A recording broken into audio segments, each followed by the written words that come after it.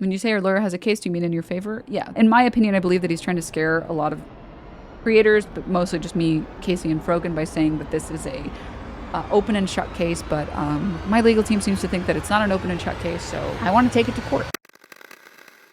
Oh yeah, somebody said the lawsuit, the document, was so bad it looks like it was written by ChatGPT. No, it's worse than that. It looks like it was written by Ethan Klein. I'm not joking. It looks like it looks like it was written by him. It's a very passionate letter to the people that he doesn't like about how frustrated he is that they didn't react hard enough. My lawyer can't do fucking shit. It's too partial, and it's clearly written so that it's to be read by the internet. It's not written to be read by like a judge. That's why there's a lot of stuff in it that isn't relevant to a fair use case. Again, because the document wasn't meant to be read by a lawyer, it's meant to be read by the internet. That's what he prepared the document for. He prepared the document for the internet, for the pleasure of viewers. And this is like, it's not a controversial opinion. There's a reason to do that, and there's a reason to not do that, right? Like, I think it makes sense why you might want your document. Let me make this a little bit smaller. It doesn't need to be so big. There might be reasons why you would make your document be better perceived by the court of public opinion, right? And that's if you think people will settle.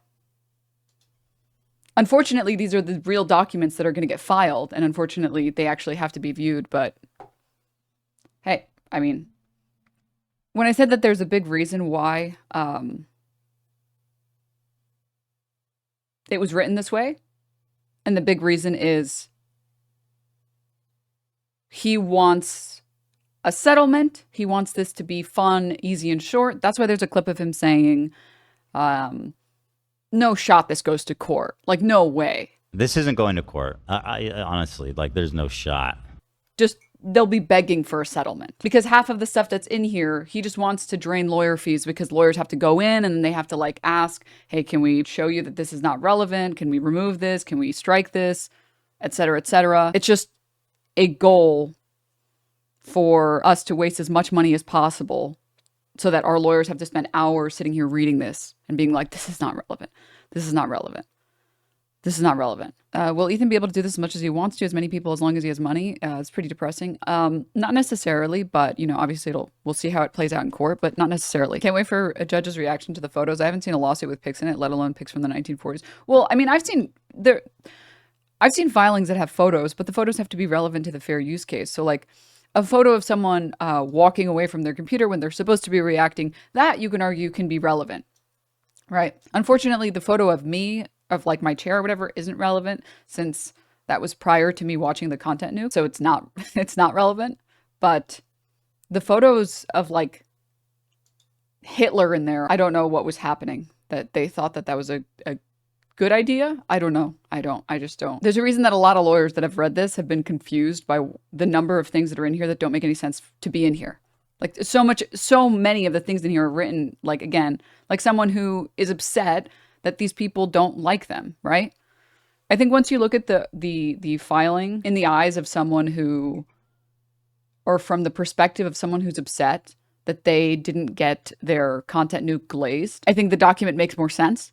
It's, can you believe how terrible these people are? They're so awful. Here's all this awful shit that they did, and they didn't even react hard enough, and they didn't address my points, and they didn't even care about any of the shit that I said. So, shall we read some segments that I thought were particularly funny? Shall we? The document starts with this image and these quotes, one of which is a quote of like me reading a chat message, which we'll see how that plays out in court. And this, which again, I don't want to comment on it. I want to let my lawyers comment on it in court. But it continues. It talks about this is relevant. Lawsuits about ending the practice of lazy reaction videos. The one problem, again, is like it's very partial because, you know, yeah, obviously. We continue. It reads that the moderators heavily promoted Denims' group viewing session. There's a strong attempt to try and link some conspiracy, but unfortunately, the conspiracy is non-existent because I did not collaborate with the moderators. And then talks about my commentary, talks about the poverty of my commentary, despite the fact that, again, my reaction was 2 times 2x, or sorry, 2.28x as long. The original content nuke is like 2 hours long. My react was like 3 hours and 52 minutes. So unfortunately, there is not a poverty there. Then we continue. Actually cites a case. Okay, continuing. Parties. It brings up the parties. All right. This is funny. Denims LARPs, live action roleplay, as a revolutionary from the comfort of her bedroom in California. I don't know what judge is supposed to take this seriously. I feel like when you read this, your immediate and first thought should be, how is this relevant to the case? Prolific purveyor of misinformation, speaks with great confidence on topics where her knowledge leaves much to be desired. I like how he's describing his content nuke where he talks about certain things and he's completely wrong about them. I hope the judge has fun. I do. I just, my problem is that I do have respect for the law, and I do respect lawyers and judges and all of that stuff. And so I feel bad even being part of a lawsuit where I know one of the parties is wasting the judge's time by making them have to sit down and read so many of these irrelevant comments. Right? I like this. Repeatedly inserts herself into public controversies by employing poor judgment. How is employing poor judgment relevant to inserting myself into public controversies? Also, it's weird to even bring that up in this case because, again, there are clips of me in that. And this is after Ethan got me and Frogan and everybody else on that panel banned for 30 days. So I don't know, like, what universe this wouldn't be relevant for us, right? Okay, and then continuing, this is like including copyright infringement, terrorism, and extremism. Like, I don't know what universe where like this doesn't immediately get called out for being irrelevant, right? One of the most loyal, ardent defenders of Hassan Piker ruthlessly attacks with reckless abandon anyone who disagrees with her or Hassan. She parrots Hassan's style, rhetoric, and content strategy, regularly streaming React content with minimal transformation commentary. It's so bizarre also to read this when like Ethan Klein's claim to fame was React content, winning a case on React content. As such, she has assumed a leading role in Hassan's waiting room. How is this not completely irrelevant? How will this not be seen as like immediately just like attempts to smear or attempts to discount the defendant? A collective of streamers who cultishly follow Hassan. Again, once you view this from the perspective of Ethan, where he is trying to upload a document, obviously in my opinion, trying to upload a document where the internet will read it and he's hoping will settle. I don't think he wants... if this was mine, I wouldn't want a judge to read this. If this was my filing, this is what my lawyer approved of, I would not be happy with it. I would actually be pretty frustrated with this. Okay, and then continuing, then the Bin Laden stream, and then I love this as well. Where does it say it? Despite Twitch's prohibition on terrorist propaganda, gave Denims a slap on the wrist by banning her for just a day. There's nowhere in the Twitch TOS that says that we'll ban you for a certain amount of time for X, Y, or Z. Time has always been pretty like, they just go by feels. And then we bring up the Balenciaga thing, which I always thought this thing was unbelievably stupid. In a now deleted video, she responds to a shoe-on head video critiquing Balenciaga's advertising campaign that depicted minors in sexualized BDSM attire, which is not what happened. And also, again, not relevant. Attempted to paint shoe-on head as homophobic. Nope, that's not what I did. This is also just like these are also just like falsehoods. These are just falsehoods. Like I don't. This is a copyright case, by the way. And then involvement in ReactGate provides insight. So like this might be relevant, except for the fact that ReactGate was about the morality of reacting, not the legality of reacting. Defended the unauthorized use of copyrighted content by asserting her viewers prefer watching streams over original uploads. Disagree. That's not what I said. None of this is what I said. This is totally incorrect. Denims claimed a streamer's personality alone can justify the unauthorized use of copyrighted material. Not only is this not relevant because it doesn't matter what I say, right, on what is legal and what is not legal. Obviously, it's not going to change the law, but it's also not what I said.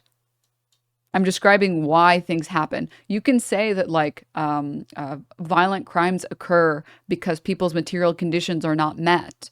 It doesn't mean you're suddenly pro like armed robbery. You're describing why these things happen and how we got to the environment we got to where this is happening, right?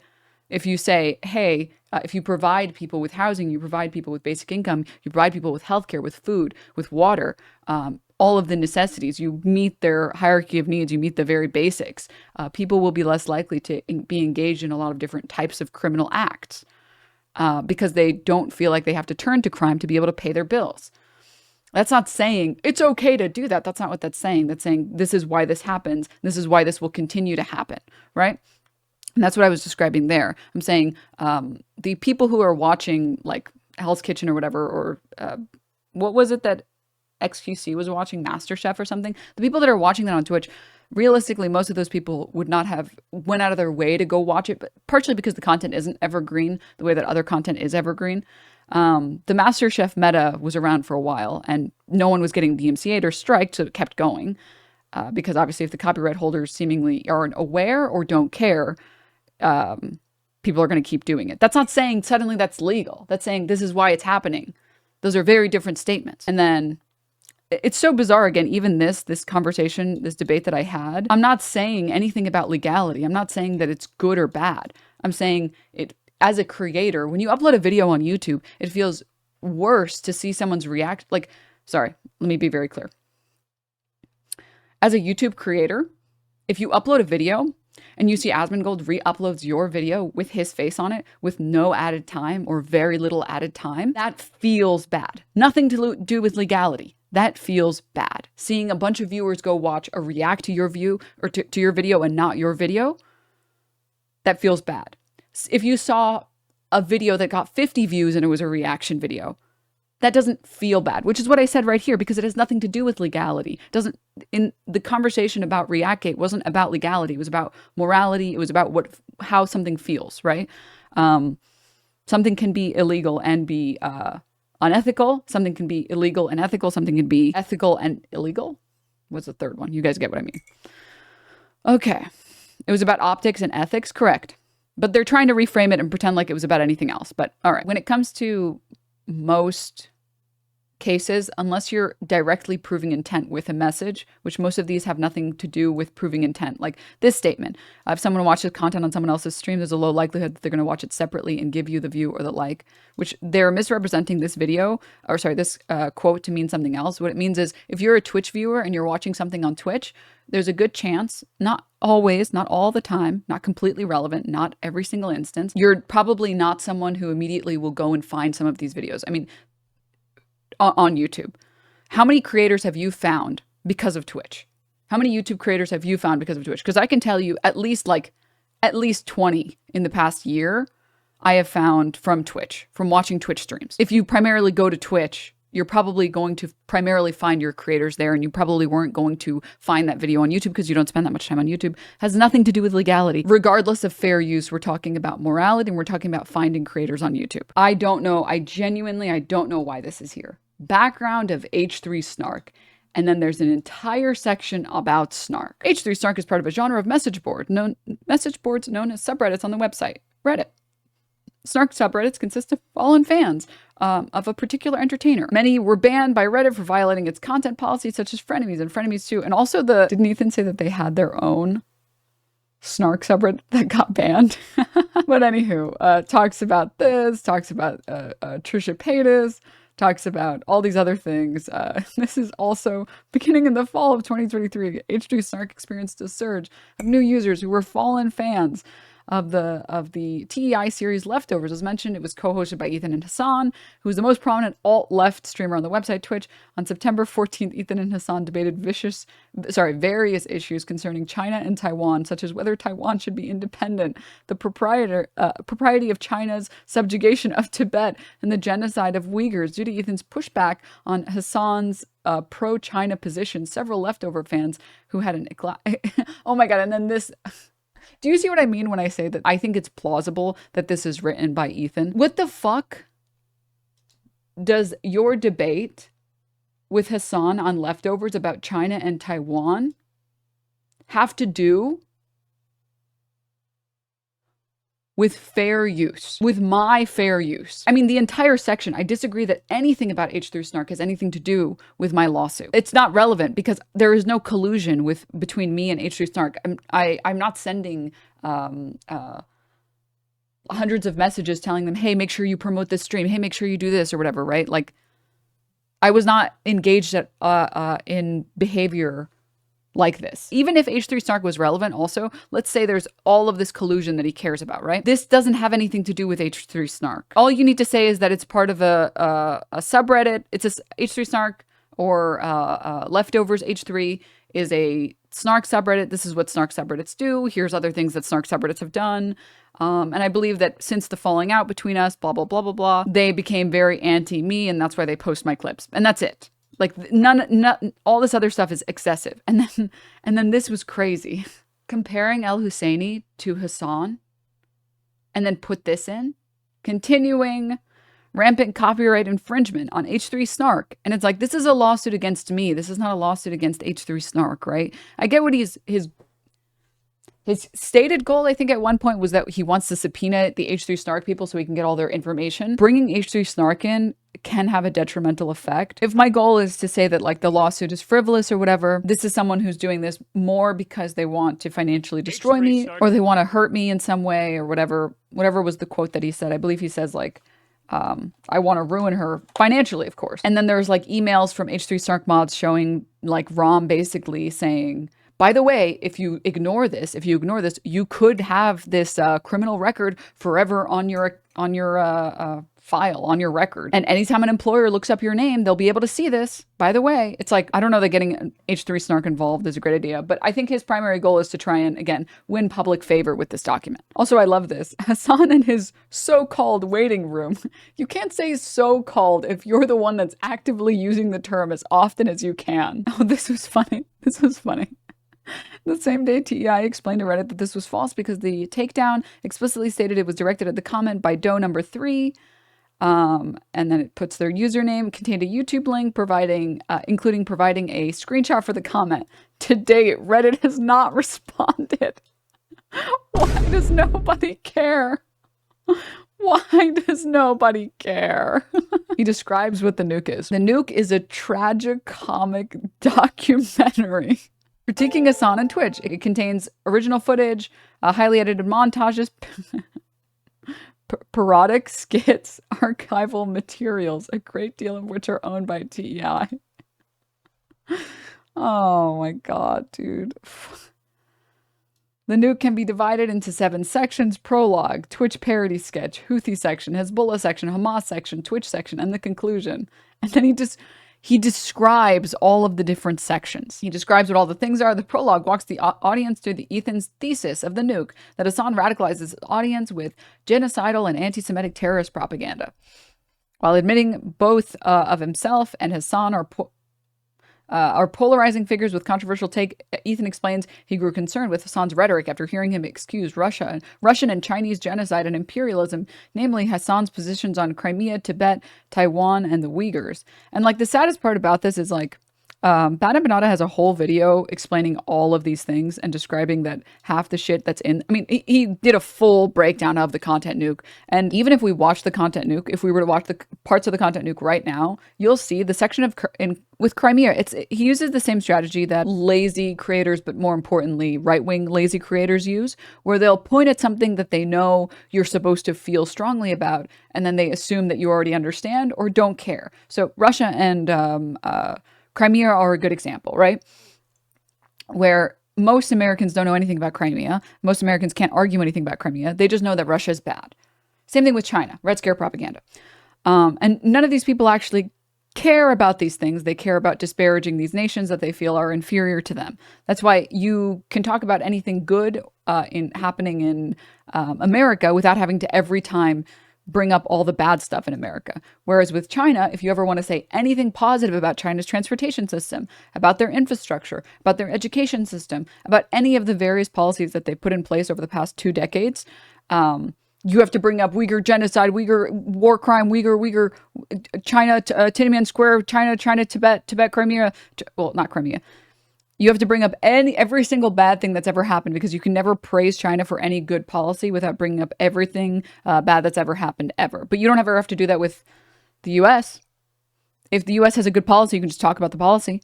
And so when he talks about Crimea, he just says, like, can you believe that, like, he says that, like, the people of Crimea maybe wanted to join Russia, but he hasn't done any of the research on this, because when you actually start doing the research on this, it's all fucking terribly obfuscated, and it's hard to say how much Russian interference existed prior to the initial votes on joining Russia. Because last time I checked, the people majority voted for joining Russia.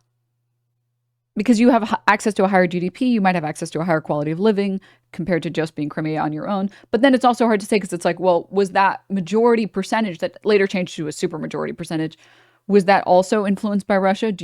But we don't have any sourcing on that. We don't have any good information on that. And then you actually start to do some of this research and you're like, oh, this is actually really complicated and convoluted. And there's like basically no neutral sources on the topic. And it's impossible to find this information on the topic. But he doesn't care. He just brings up that Hassan said something positive about Russia and then says, can you believe this? And then he moves on. And that's it. So continuing, he just goes on and on talking about the content nuke, describing the parody, describing the Houthi section, the Hezbollah section, describing the Hamas section.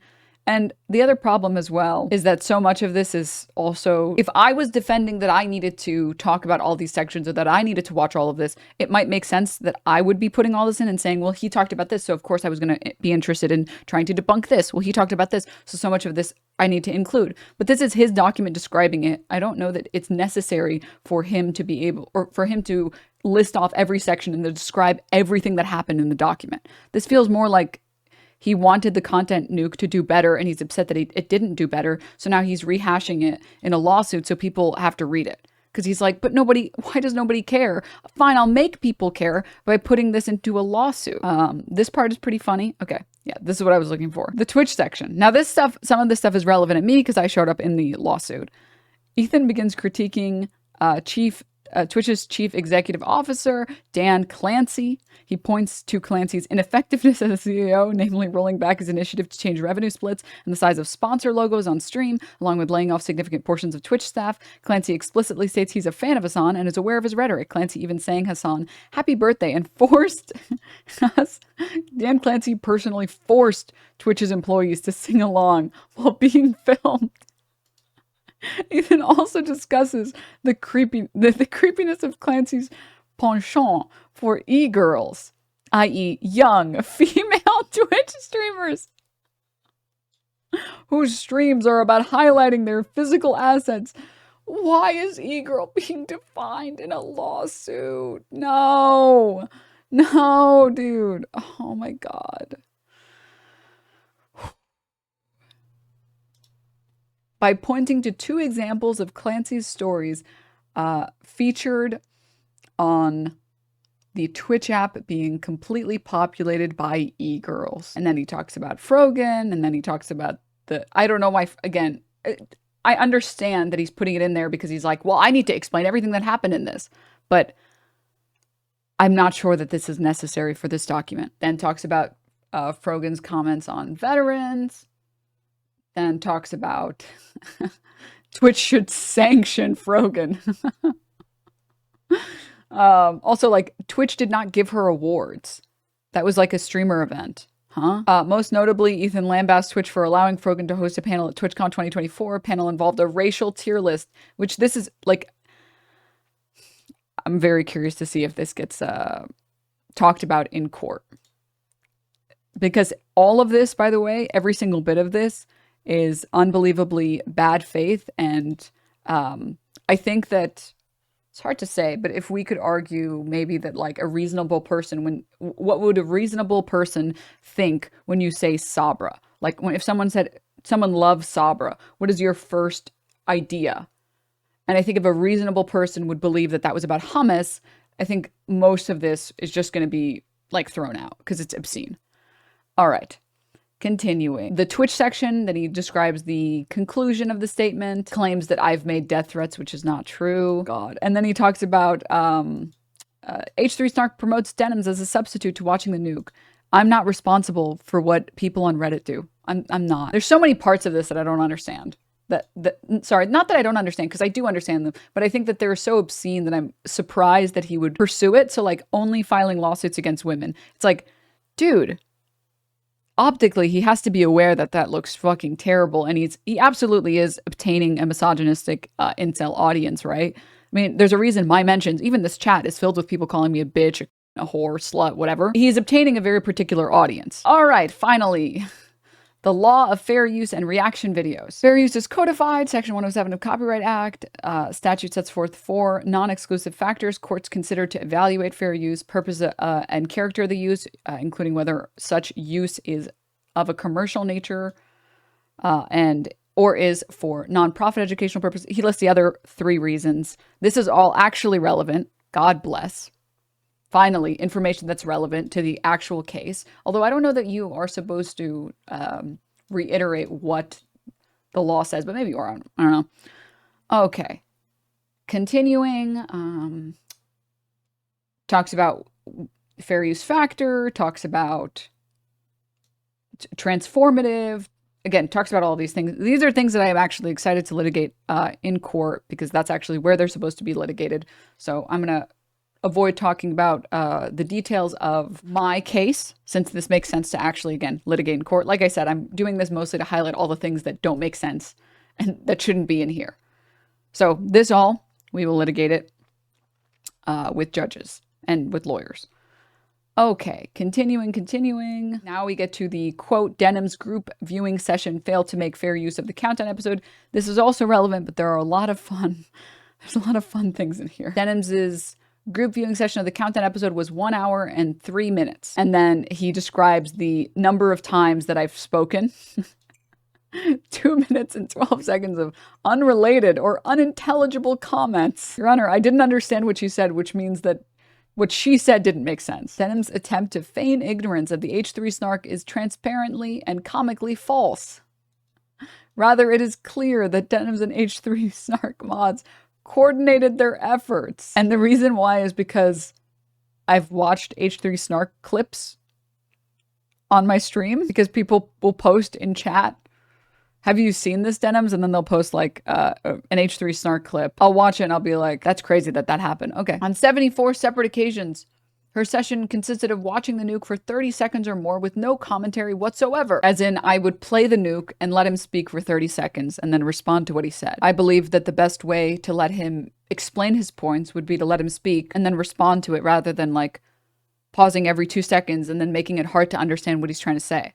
I wanted him to be able to explain his points to the best of his ability, and I would wait so that I can see, oh, well, maybe he's going to tie this into this. Oh, maybe he's going to explain why he brought up Crimea. Well, maybe he's going to do this. Like, it's to allow him to make the points fully in their entirety, instead of like in the middle of a sentence before he's even gotten a chance to make the point, pausing and being like, this is all stupid. I can't believe this. I wanted to hear the points that he had to say. And then he lists all of the sections where I allowed the video to play for like, here's me allowing the video to play for a minute, 40 seconds, 30 seconds, a minute and a half. And I think the largest amount of time that I let the video play, according to his information, obviously I would have to check this myself, was 139 seconds. Also, some of these are like typos. 351 to 343. I went backwards, dude. I backwards reacted.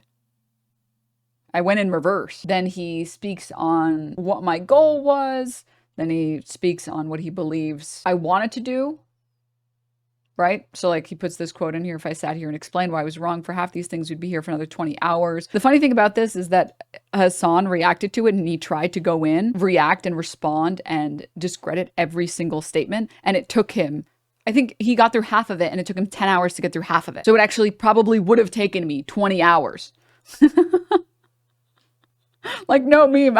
Wait, I was correct. I would have been there for 20 hours, actually. Wait, I don't know why this isn't here either. I don't understand what to say because this is wrong because of this. Another wrong take. Okay, another wrong take. And then I just pause it for 10 minutes and I feel bad pausing it again because surely there'll be something better in here, which I don't know why I mean, I guess so that it's not disingenuous or so that it's not misleading, but he put this in here.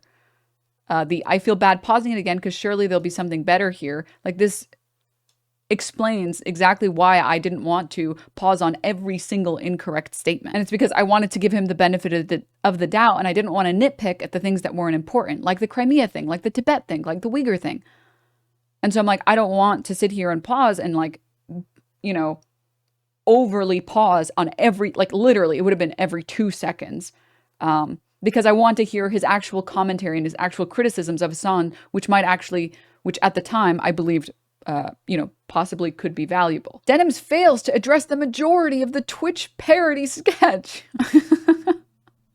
Denim fails to address the points raised in the Houthi section of the nuke. Ethan's criticism of the Houthi atrocities, namely recruiting child soldiers, shelling and blocking aid to civilians, ruining agricultural land, oppression of women and slavery, including how this contradicts leftist values, which, like, the reason why this isn't relevant to the conversation about Israel-Palestine is because oppression of women doesn't magically make it okay to start bombing those countries. Guess what? We oppress women here in the United States. We repealed Roe v. Wade.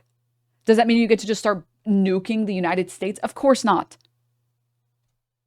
The Houthis' activities are brought up to obfuscate from the terrible behavior of Israel. Because if you can just say, well, what if you were gay in Gaza? You don't actually have to talk about the terrible things that Israel's done. And again, it doesn't, like, the people talking about Iran and being like, Iran is actually the bad guy. They're actually the bad guys here. It's like, wait, it doesn't matter if the Iranian people dislike their government. It doesn't matter if the Iranian government is regressive. And it doesn't matter if the Iranian government should be overthrown. It doesn't mean that you can suddenly start bombing all of Iran and killing countless civilians. None of that suddenly makes that okay. And you're not saving the people of Iran by killing them. I'm sorry. There have been more nuclear facilities that have been destroyed, most recently by the United States. But a bunch of the buildings that were destroyed in order to get some of the high-ranking officials in Iran killed civilians. 20, 30, 40 civilians and children. To say I'm freeing them, why don't you go tell those people, the people who died in these strikes, that you freed them from the regime? Why don't you tell their family members, hey, I just want you to know I saved your child from the regime by killing them? Like, how soulless do you have to be to think that because a regime is oppressive, you can suddenly start bombing that nation as much as you'd like? You won't be able to have a solution to an oppressive regime without it being led by the people in that nation. The people in that nation need to decide what they want. Denim fails to address the point. This entire section is just, Denims fails to address all of the wonderful things in my nuke. She fails to address the points raised in the Hamas section. She fails to address the points raised in the Twitch section of the nuke. Klein says ineffectiveness as a CEO and forcing Twitch employees to participate. He didn't force anyone. In Hassan's happy birthday video, Hassan's criticisms of Frogan's purity test of Ludwig and how Twitch props up Frogan. Also, I don't know why he's saying that I failed to address this. I've talked about this before, and I said that I don't think it was a good idea, and I disagreed with Frogan's decision in that moment to say, quote, this is cracker behavior, end quote. Frogan saying that to Ludwig about donating money and then telling his audience, it doesn't matter if you donate money or not, I'm not going to tell you to do it.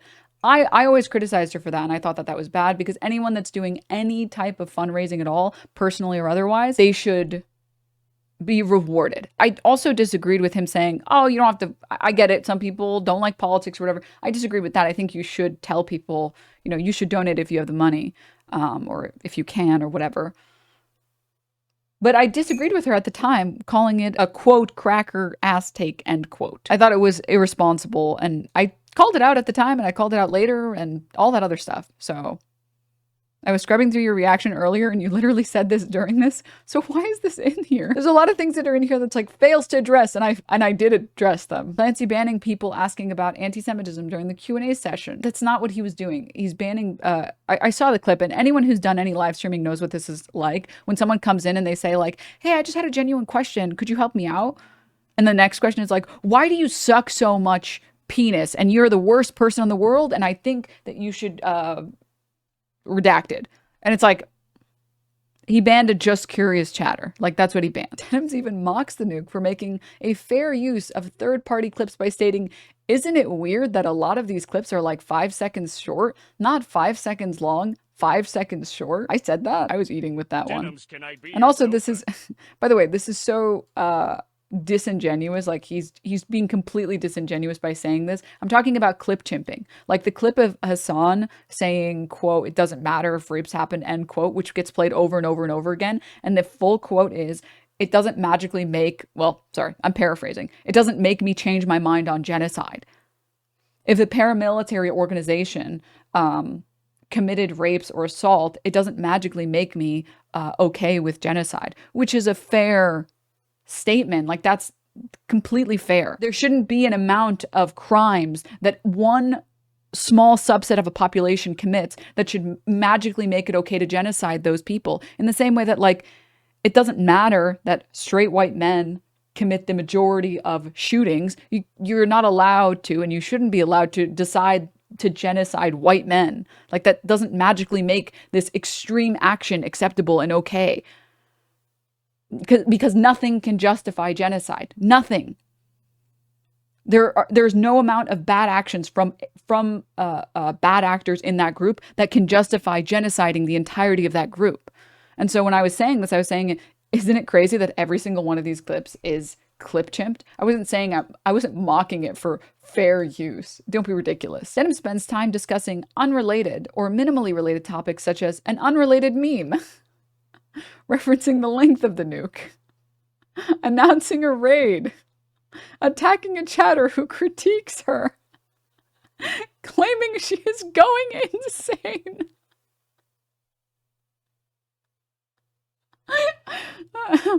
That she wants to play the video game Marvel Rivals, her cat. Pokey speaks fake Arabic. Why is this in here? What is fake Arabic? Moroccan is fake Arabic. It's the Arabic that doesn't make any sense to anyone else who speaks Arabic. That's what fake Arabic is, because half of it is fucking French, dude. All right. Making crass jokes about Ben Shapiro and his love life. Was this me making a wet-ass B-word joke? Okay, Denims frequently makes superficial comments with no elaboration, such as, the nuke resembles a high school project or a middle school project, narrating what is depicted. That Ethan is so brave, that Ethan's performance resembles someone on the first day of acting class, that she is going to die of cringe and begs it to end. That Ethan is crashing out, complaining about the editing, that the video treats the audience as morons and is trying to trick them, that Ethan is putting out garbage, complimenting her own outfit, and excitement that a particular clip of her is shown in the nuke. This is so absurd to me, because like Ethan Klein has been making React content that's been like comedy React content, by the way, where he has reacted to people and a lot of his reactions have been just making fun of the people making the videos because you're trying to make your audience laugh. That's been Ethan Klein's goal with a lot of his content. And that's why when he does React content, a lot of the time the comments are superficial because your primary goal is to, like, one of the primary goals is to try and make your audience laugh. That is, and he's argued that that was fair use, that making React content, even if you don't address every single point made, React content can be transformative if you're spending the time making fun of them or mocking them or making jokes at them and trying to produce something comedic, right? And that's what I'm doing here. This is pretty funny too. Since she did not pre-screen, she frequently expresses confusion. Since Denims did not pre-screen, she frequently makes comments that are later contradicted. If her primary purpose was to comment on the nuke, she could have easily avoided these embarrassing moments by watching the nuke beforehand. What does this have to do with fair use? In the section about Hassan's apologia of China's genocide and enslavement of the Uyghurs, she claims that Ethan fails to point out how Hassan was wrong. Shortly after making these comments, the nuke provides the evidence that Denims claims was absent. After seeing this evidence, Denims just expresses confusion. No, wrong. What happens is that he claims that it's a genocide, when in reality, and this is coming from the guy who's, for the longest time, been with the crowd of people that say, well, we shouldn't call things genocide, and it's a very severe word for severe things. And we should only describe actual genocide as genocide. From my understanding, the UN, and I believe the Amnesty International, has claimed that what China has done has been war crimes and has treated the Uyghur people unethically, but not that there has been a genocide. That's currently what the documentation seems to suggest. And he also, he procures this like document or like this article that doesn't have a headline that I believe Bad Hamnada has a good video on it. But it's like, it's since had updates to it. And the documentation on that particular topic has since changed. So the evidence that he shows it's not like, it doesn't prove the point that he's trying to make. And then this part as well, in the section discussing the type of fans Hassan attracts, such as online creator Dating and Money. Denim claims that Dating and Money is not a Hassan fan, but a fan of another streamer. Immediately making this comment, the nuke shows a clip of Dating and Money meeting Hassan and effusively praising him, except the nuke fails to produce the clip of him not reacting at all to the fact that Hassan is not, this guy is not a super fan of Hassan. Hassan is not this guy's hero, and he didn't even recognize who Hassan was 15 minutes earlier in the VOD. Like, the clip is out there, and I don't know about like misrepresenting this in front of like a judge, because this is a misrepresentation. The guy was not a fan of Hassan. He was pretending to be a super fan for clout, which is what, it should be blatantly obvious. I pointed out the fact that the guy had particular mannerisms that I would associate with a Sneeko superfan. Again, Ethan is lying. His proof isn't proof at all. The first time this guy shows up during this stream, it happens 15 minutes earlier when he meets Hassan's crew. Notice he doesn't react when they say they're going to find Hassan. Right now. What are you guys doing? What kind of content? We're just streaming. It's live streaming. Oh, live streaming? Yeah. Dude, I'm just like, I'm a content creator too, bro. Sure. I do content.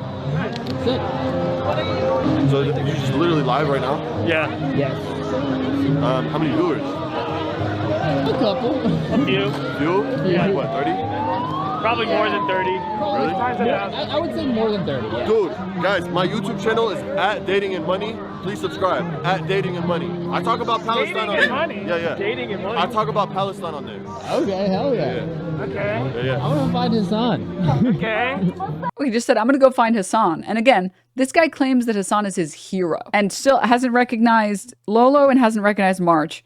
And they just said, we're going to go find Hassan. I'm sure he'll react now. Where is this guy? Where'd he go? Yeah. But yeah, just type in at and then Dating and Money, guys. Just listen, chat. Do not fucking go. Do not dating and money. Chat. No matter how many times I watch that clip, it's still funny.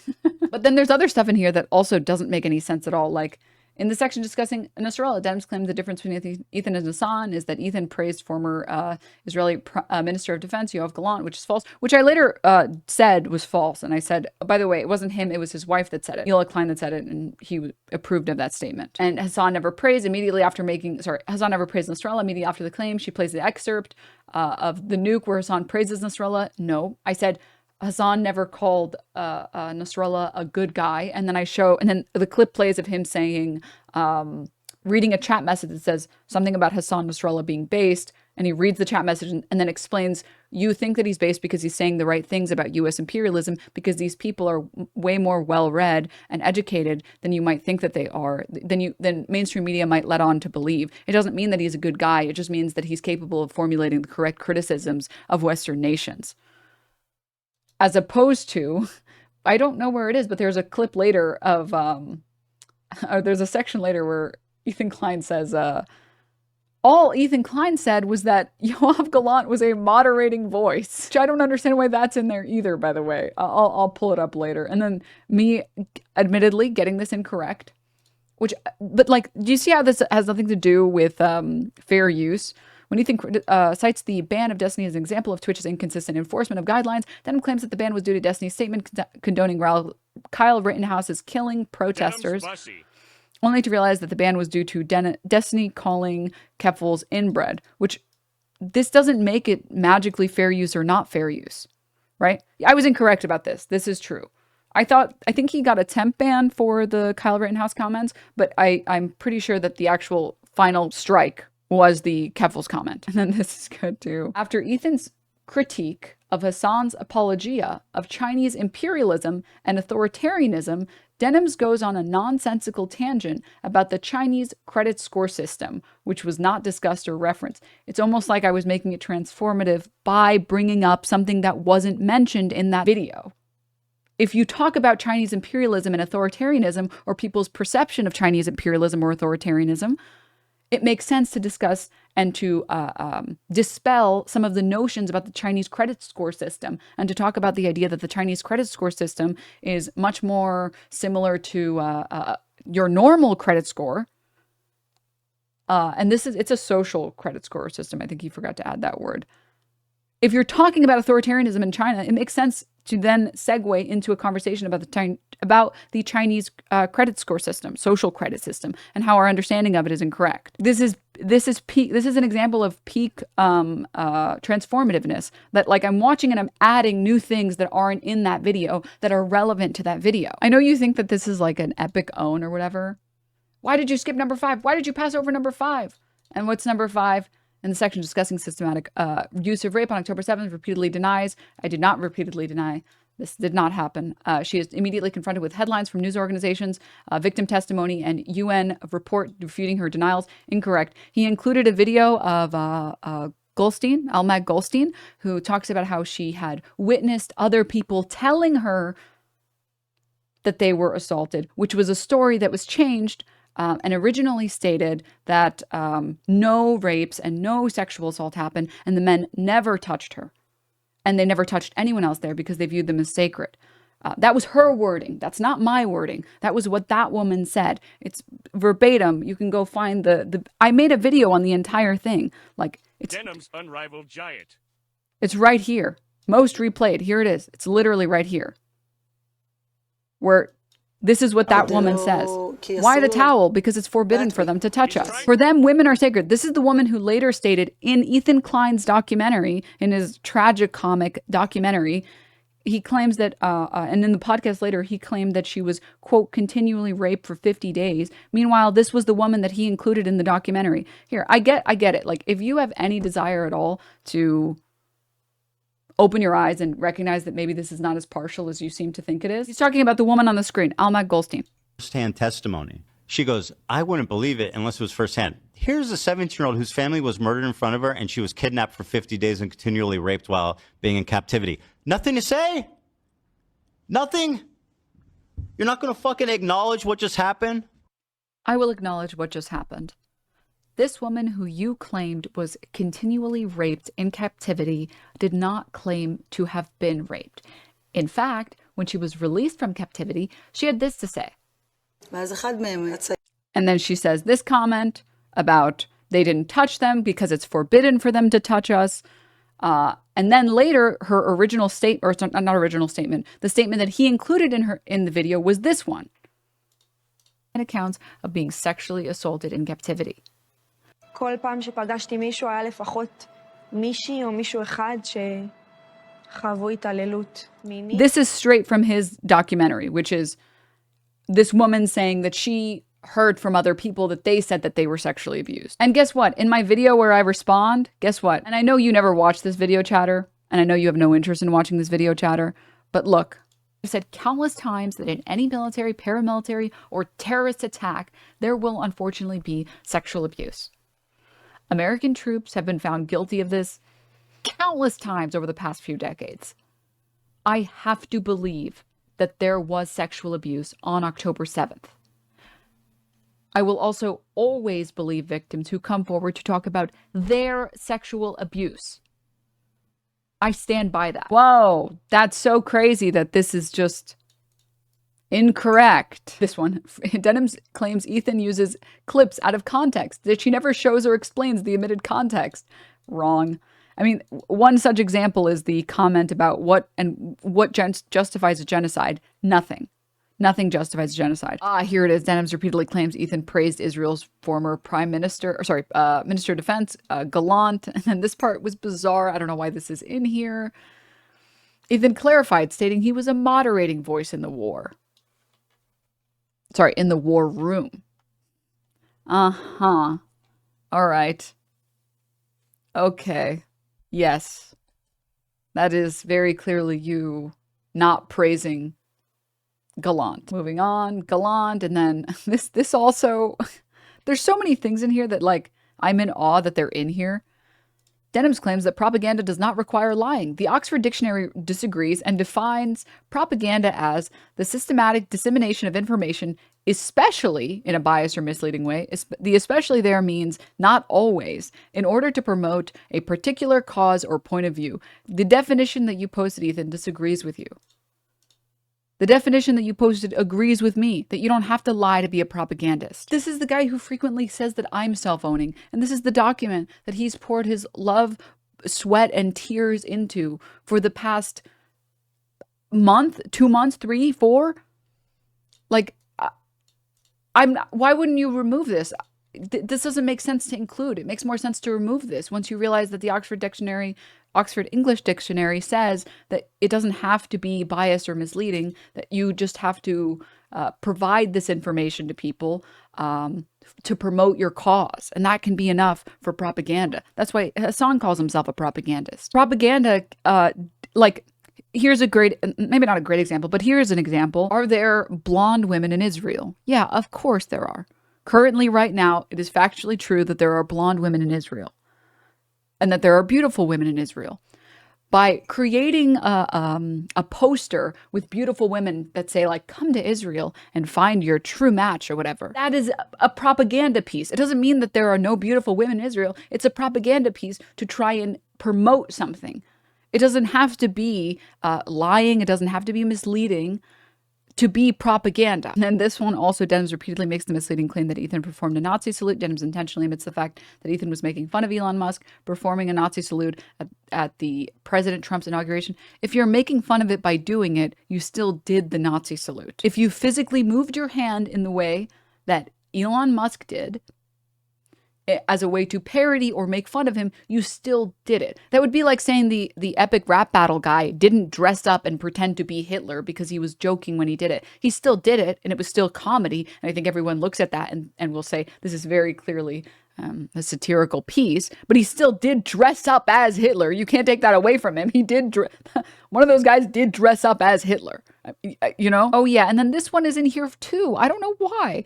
Denims makes the completely unsubstantiated claim that, like Frogan and Hassan, Ethan has also made jokes about 9/11. That's not unsubstantiated. He has made jokes about 9/11. I saw they were posting it in Leftovers H3, and he has done it. I'm not saying that it's good or bad. I'm saying that morally grandstanding about Frogan making a cake for 9/11 and, like, making light of this event is obscene when you've made 9/11 jokes.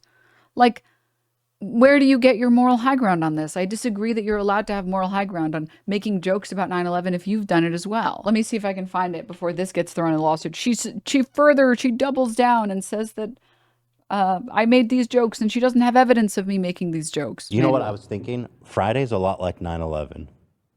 And let me tell you why. Okay. Let me tell you why.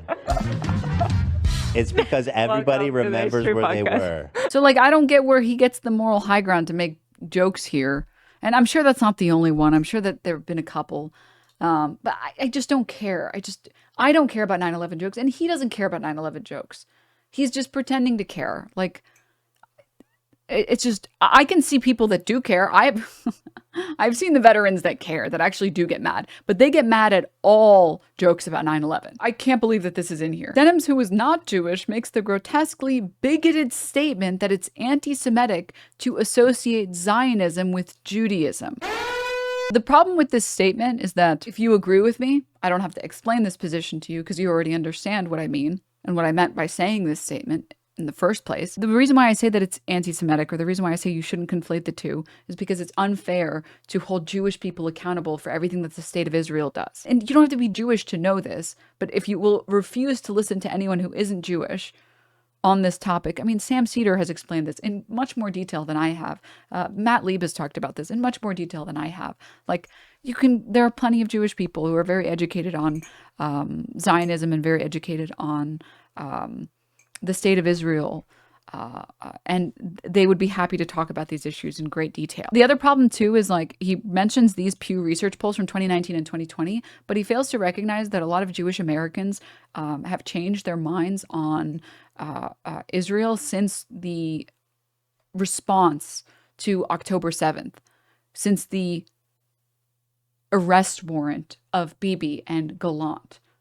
A lot of American Jews, like the percentage of American Jews that are pro-Israel has gone way down since 2020. Because a lot of Jewish people have stated that, yeah, they want to have an ancestral homeland, or they want to have a place they feel safe, but not at the cost of hundreds of thousands of Palestinian lives, not at the cost of a genocide.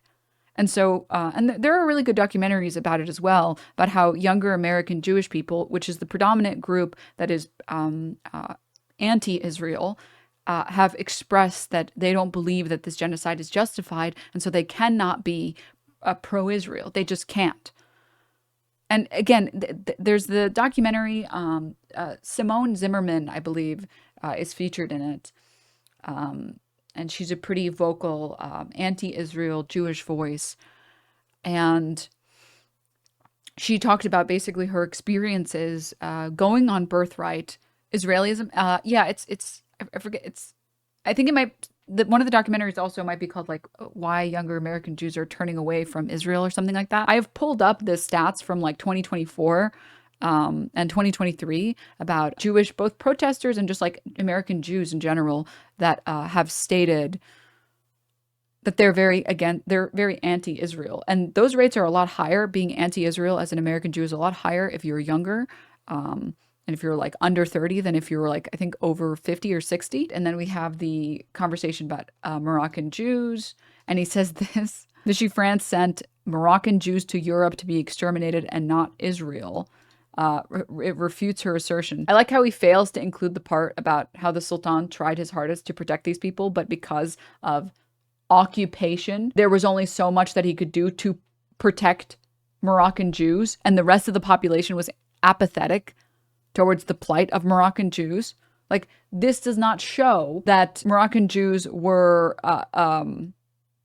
exterminated because of anti-Semitism by Arabs. It shows that Europe, the country that, the continent that had the anti-Semitism problem that was so bad that they holocausted Jews, was also responsible for the mass migration either to Israel or to be exterminated. This is the part I was waiting for. Yes, finally, we're here. Oh my God, that took forever. During her group viewing session, the nuke takes up approximately 3/4 of the screen for Denims' group viewing session, while Denims sequesters herself to the right-hand quarter to de-emphasize her presence.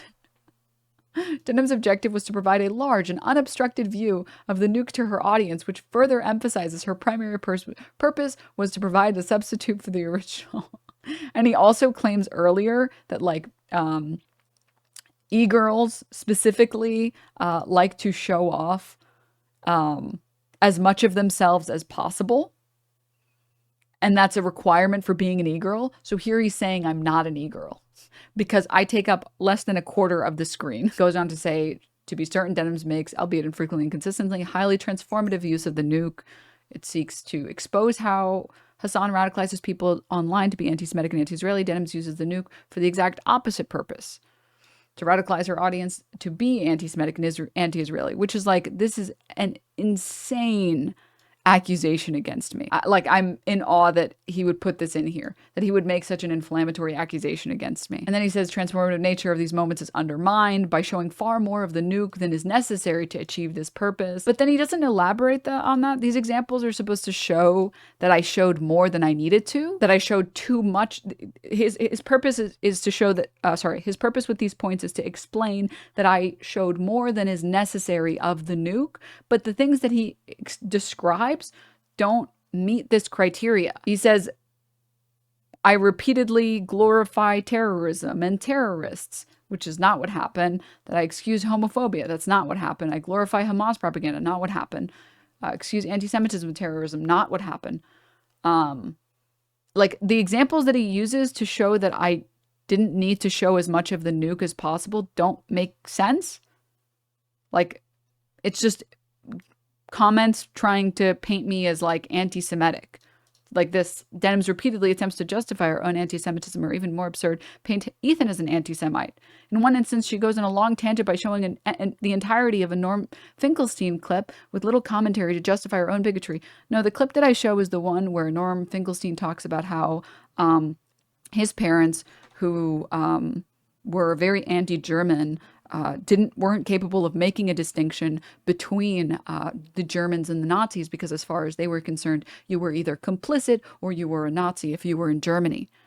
And I've shown that clip to explain the current positions of Israelis, where Israelis currently, when you ask them, how many of you think Israel has gone too far in the wake of October 7th? How many think Israel hasn't gone far enough? It's like less than 20%, which is the point that I'm bringing up by showing that Norm Finkelstein clip, saying that for a lot of people that are under these oppressive regimes, like the people in Gaza, the people who bomb them hate them and they want them to be genocided. And when you and this is why I've said it's dangerous to conflate anti-Semitism with anti-Zionism, because when the state of Israel claims that it is for the Jewish people, what you are doing is allowing people who don't like the state of Israel, rightfully don't like the state of Israel after its ongoing genocide, you're allowing that state to conflate hating Israel with hating Jews, which is bad. I can't believe that he's trying to argue that I'm anti-Semitic for showing a clip of Norm Finkelstein, a Jewish man, talking about how he doesn't care about X, Y, or Z because he's had the lived experience of being the kid of Jewish people who've had to deal with the Holocaust, right? But like, this doesn't prove that I showed too much of the nuke. Do you guys see what I'm talking about here? Where I'm like, these points 1, 2, and 3 that he includes here, these don't prove that I showed far more of the nuke than is necessary to achieve this purpose. These are separate points that are irrelevant to this point. These are just attempts to critique me or portray me in a negative light. And then this one also, like, how does this statement prove that I watched too much of the nuke? Denims also carries water, carries spelled incorrectly, for Clancy. When Ethan critiques Clancy's obsession with e-girls on the platform, Denims seeks to excuse this lecherous behavior by making the tone-deaf claim that Clancy's obsession with e-girls is a sign of his virility. How does this prove that I showed more of the nuke than necessary? What, like the goal is to show that the nuke is bad? And so I do so by watching the entirety of the nuke and attempting to engage with it in its entirety. And then that was watching too much of it. Okay. And then the use is commercial. I'm not going to engage in this conversation at all. Because again, this is something I'd like to discuss. And I'd like to fight legally, not on Twitch. And then let's see. And then we have the claims for relief, which I'm not going to get into it too deeply. And then that's about it. When you say your lawyer has a case, do you mean in your favor? Yeah, that it's not, I mean, he's trying to, in my opinion, I believe that he's trying to scare a lot of creators, but mostly just me, Casey, and Frogan by saying that this is a open and shut case. But my legal team seems to think that it's not an open and shut case. So I want to take it to court if I can, or at the very least, as many steps as I can up till that point. Are you worried about Casey Tron? I don't want to comment on Frogan's lawsuit, and I don't want to comment on Casey Tron's lawsuit because I don't want to say anything that may hurt their case even a little bit. And so I'm trying to be responsible about their cases. And yeah, I don't want to comment on their cases. I don't want to comment on their cases. I wish them the best, and I hope that they can fight as much as they can. But their cases are different than mine.